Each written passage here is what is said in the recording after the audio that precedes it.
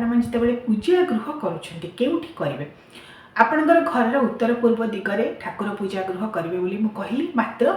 एपरी स्थान बाछंतु जहाँ अपरिष्कार होन सीढ़ी तले होन आपण रोसई घर पाखरे ठाकुर घर नपणकर गाधुआ घर स्नान कक्ष पाखरे ठाकुर घर नपण जो अलिया आवर्जना पकाउं जोता रखुं चप्पल रखुं से ही स्थान में ठाकुर घर मत से पाखरे रखिए ना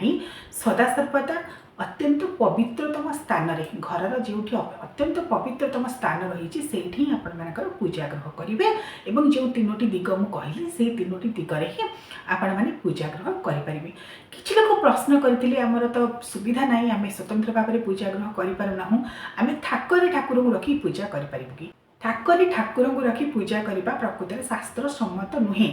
मात्र जदि अति आवश्यक स्थले आपणकर सुविधा ना स्वतंत्र भाव में गोटे गृह आप रखिपार निर्माण करना आपणकर जब भड़ा घर रोचे स्वतंत्र भाव में पूजा गृह करें ठाकुर मत रखिपारे। आमर गृहस्थ जीवन में मुझे अनेक भिडियो आपको मानस पूजा को श्रेयस्कर श्रेष्ठ बोली कहुई जदि आपण पाखे सुविधा ना आपण मैंने स्वतंत्र भाव में पूजा गृह करें थाकरे रखिपारे किसी असुविधा ना मानस पूजा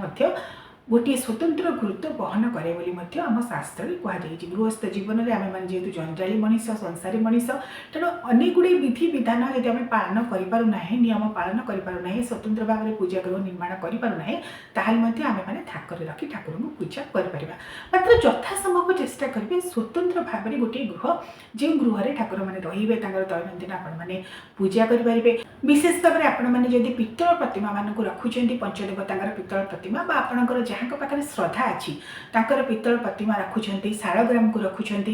शिवलिंग को रखुंट निहाती भाव में गोटे स्वतंत्र पूजा गृह करेंगे। फटचित्र मान जब आपने पूजा करुँचे गोटे स्वतंत्र थाक कर पूजा करेंगे। ठाकुर पूजा गृह मध्य स्वतंत्र भाव में खटुली आपण मैंने पित्तल प्रतिमा और चित्र प्रतिमा को रखिपारे।